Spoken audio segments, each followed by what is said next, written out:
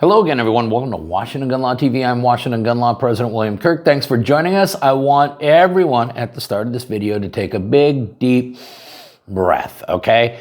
As we know, we were all stoked to get Snope v. Brown in front of the United States Supreme Court, see if we were going to get at actual acceptance to the United States Supreme Court, solve this insanity once and for all. And then we got the crazy news that it had been rescheduled. Now, I, as usual, am late to the party because I was running around playing lawyer most of the day, but I've had a chance to sit down, kind of geek out on it a little bit, go back, take a look at some dockets and some other cases, and I think that there is a possibility that this is actually going to be really, really good news in the long run. I'll explain what my theory is and tell you that, hey, trying to read the tea leaves of this Supreme Court has proven to be kind of difficult. But today, let's spend a few minutes and let's talk about why I think the assault weapon ban case got rescheduled.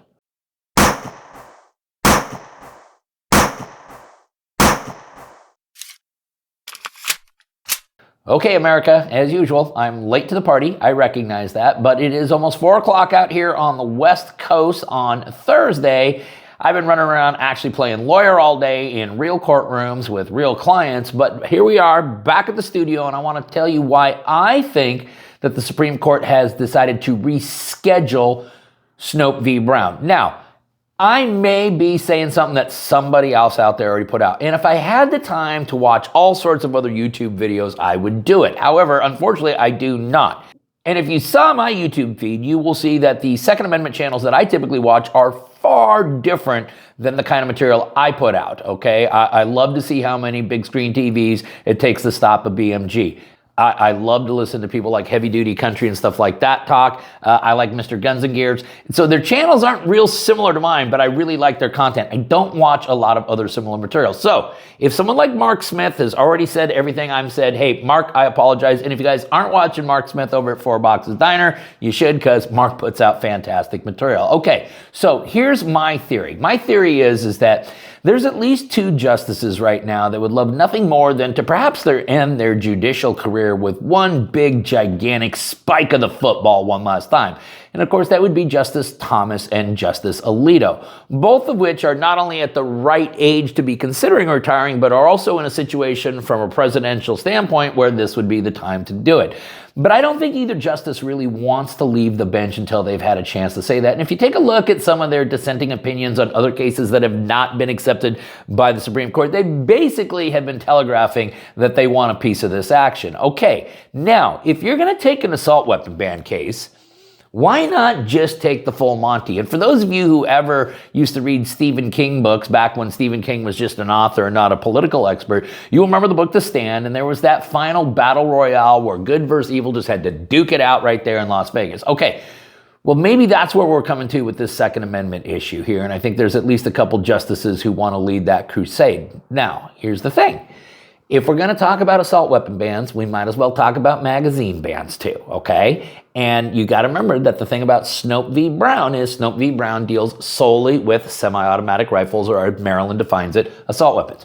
So we do need a magazine ban case to kind of hop along.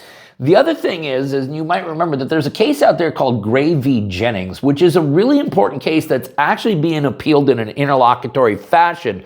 But it's being appealed in an interlocutory fashion because it has to do with the type of relief and what needs to be proven to get interlocutory relief. Okay, so between an assault weapon ban, a magazine ban, and then what's the proper standard for injunctions and things like that on alleged Second Amendment violations, you could get 3 cases together and have one doozy of a Donnybrook here before the United States Supreme Court. Well, guess what? All 3 of those cases exist. Now remember, cases can be rescheduled for lots of different reasons, including allowing a judge to get familiar with the briefings. Although I really think that that's probably not the case here. This issue's been kicking around for quite some time. It may be that some justices want to try to persuade their colleagues on the bench how to vote one way or the other. I don't see that being a situation here either, because I think that everyone's probably pretty well dug in on it.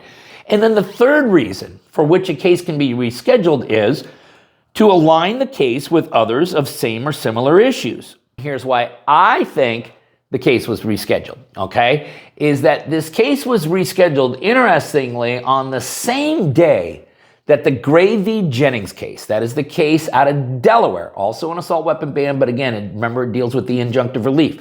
Well, the state of Delaware, a la state of Maryland, had asked for extensions of briefing schedules, and they had been given it.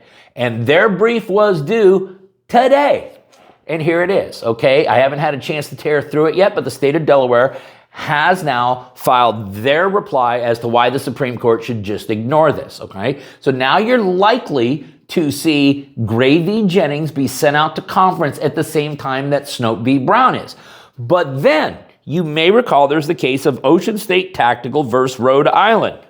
That case has actually already been kicking around on conference and has been rescheduled a couple times. What is Ocean City Tactical all about? Well, that's Rhode Island's magazine ban, all right? So what we have now is we have 3 cases that are all being sent to conference that deal with an assault weapon ban, a magazine ban, and then what sort of injunctive relief or what's the standard for that when we're talking about assault weapon bans or magazine bans. So that is the holy trinity of cases that if by chance all of that came together, that is exactly what all of us in the lawful and responsible gun owning community wants. Now, Ocean City Tactical has been rescheduled twice, and they haven't put a new date out. But we're going to go ahead and link up the dockets for all 3 of the cases below, because what I want you to pay careful attention to is if all 3 of them suddenly get scheduled for the same date, that's exactly the kind of stuff that we want to see. Okay, so the cases once again, Snope v. Brown, assault weapon ban case out of Maryland,